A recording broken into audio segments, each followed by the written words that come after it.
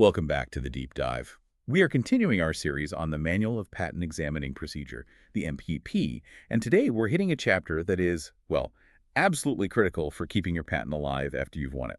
That's right. We're talking about MPP Chapter 2500, maintenance fees. And this isn't just some administrative footnote. This is, the chapter that prevents your hard-won patent from becoming a worthless piece of paper. It really is. Think of it like a subscription. If you stop pinning, the service gets cut off. Except here, the service is your entire patent right. If you ignore Chapter 2500, that patent you spent years and, frankly, a lot of money on just vanishes. It's nullified. That is incredibly high stakes. Yeah. So our mission today is pretty clear. We are going to cut through all the jargon and give you the key details on who pays, when they pay, and what happens if you miss that deadline. Let's start with who this even applies to, because it's not every single patent. Maintenance fees are only for utility patents. Okay, so patents that cover how something works, an invention. Exactly. And not even all of them. This only applies to utility patents filed on or after December 12th, 1980. That 1980 date seems really specific. Why then? Well, it was a policy shift. The idea was to ensure that patents that are no longer commercially valuable get cleared from the books, so to speak. It prevents the system from being clogged up with dormant technology. That makes sense. So if you're holding a different kind of patent, this is a key detail. A huge one. For anyone out there with design patents or plant patents, you can relax. You are completely exempt from all of this. That's a huge relief for some people, I'm sure. So for those with a utility patent from after 1980, what's the timeline? The MPP sets up what I call the 3 pillars of payment. There are 3 mandatory deadlines, and they're all tied to the date your patent was granted. 3 pillars. Okay, what are they? The first one comes up at the 3.5-year mark. Okay. The second payment is due at 7.5 years after the grant date, and the final third payment period is at 11.5 years. So those dates are set in stone. It's a rigid schedule. Absolutely. Let's talk about what happens if you miss one. Is it immediate, game over? Or is there a little bit of wiggle room? There is a safety net, but it's a small and expensive one. The MPP gives you a 6-month grace period that starts right after the due date. 6 months. In that window, you can still make the payment, but you have to include a pretty significant surcharge. It's basically a late fee to save your patent. And if you miss the grace period, if you don't pay the fee and the surcharge within those 6 months. That's the moment the patent legally dies. It automatically expires. It's terminated. The unforced error you absolutely have to avoid. An expired patent is. I mean, it's just gone. But what if it was a genuine accident? A mistake, not a conscious decision to let it lapse? There is one, and only one, path back. The patent can be reinstated, but you have to petition the USPTO and prove the delay was truly unintentional. And what does unintentional actually mean here? I mean, isn't forgetting something by definition unintentional? Not in the eyes of the law. You can't just say, oops, I forgot.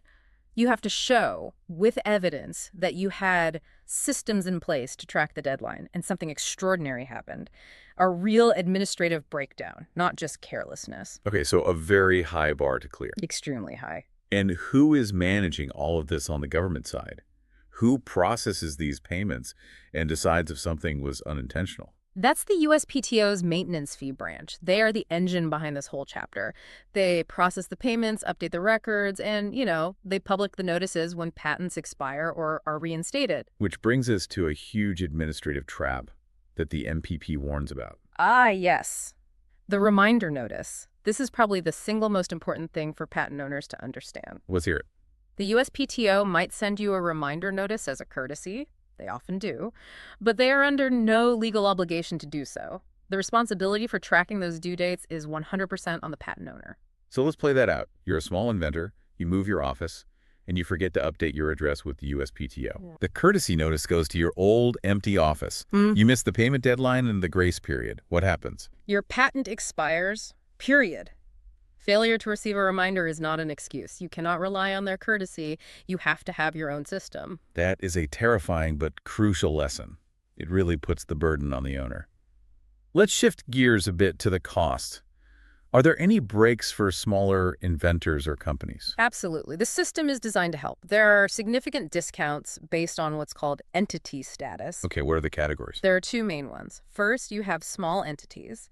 This includes independent inventors, small businesses under a certain employee count, and nonprofits. They get a 60% reduction on the fee. 60% is a huge discount. It is. But there's an even better one. If you qualify as a microentity, you get an 80% reduction. 80%. Okay. Okay, so what does it take to be a microentity? The requirements must be pretty strict. They are. You have to meet the small entity rules first, and then you have to meet extra criteria on income and, this is key, prior filings. You can't have been named as an inventor on more than 4 previous applications, and your income has to be below a certain threshold. That's to make sure it's really for new players. Okay, so here's the trap I see. A startup is a microentity for their first payment. But by the second payment, 7.5 years later, they've grown. They're successful. Right. They're no longer a microentity. What do they have to do? They absolutely must notify the USPTO of that change in status before they pay the next fee. You can't just keep paying the discounted rate because that's what you paid last time. And if you do, if you make a mistake and pay the 80% discounted fee when you should have paid the full amount. That's an underpayment. Right. The USPTO will treat an insufficient payment basically the same way they treat no payment at all. They'll send you a notice demanding the rest of the money, and if you don't fix it quickly, your patent can still expire. So getting the amount right is just as important as getting the date right. Ex- So let's talk mechanics. How do you actually pay and make sure it's done correctly? Well, the MPP is clear that the best way is electronically, through the USPTO's patent maintenance fees storefront. It's just cleaner. You get an instant receipt. And what information do you need to provide? This is where people can trip up. Every single payment must identify both the patent number and its corresponding application number. Both. Why both? The patent number is unique, isn't it? It is, but requiring both eliminates any possible ambiguity. If you only provide one, or if the information is messy, the office might just return your payment, and if the deadline is close, that could be a disaster. You want to make it as easy as possible for them. Right. No ambiguity. That seems to be the theme here. So let's get into a really complex area you mentioned earlier, reissue patents. Yes, this is where things can get tricky. So if I have a patent, but I later have it reissued to correct an error, how do the maintenance fees work? This rule actually changed back in 2018.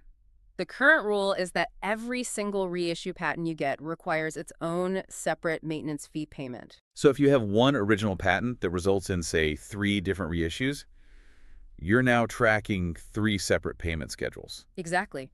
And it gets even more complicated. The original patent itself also still requires a separate maintenance fee payment if you have any other reissue applications from it that are still pending. That is confusing. Yeah. Let's use the MVP's example to make it crystal clear. I have a patent from 2010.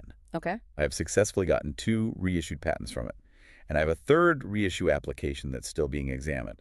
When the next maintenance fee window opens, how many payments do I have to make? You have to make 3 separate payments. 3. Yes. One for the first reissued patent, Oh. one for the second reissued patent, and one for the original 2010 patent itself. And why for the original? Because that 3rd reissue application is still pending. So administratively, the original patent is still active. Each one of those is a separate branch of your IP, and each needs its own fee to be kept alive. That really underscores the point. This isn't just about paying a bill. It's about meticulously managing an administrative roadmap. That's the perfect way to put it. Obtaining the patent is just the first victory. Maintaining it is the ongoing commitment. But the chapter does offer help if you do make a mistake, right? It does, thankfully. Chapter 2500 has sections on how to correct a late payment, what to do if you accidentally pay twice, how to request a refund, and the proper procedure for changing your correspondence address. So when you look at the big picture, what does this chapter really tell us about intellectual property rights? It shows that getting a patent grant is just that, a grant. It's not a guarantee for the full term. The true power of your patent right depends entirely on your administrative vigilance. You can have the most brilliant, world-changing invention, but if you miss that 11.5-year payment deadline, it just vanishes into the public domain. The invention is meaningless without the administrative rigor to back it up. That's a pretty provocative thought to end on. It is. It's the difference between winning the championship and then having to show up every year to defend the title. We'd like to extend a special thank you to Mike Shepard, the creative director who organized this entire MPP audio series. And of course, a necessary reminder for everyone listening.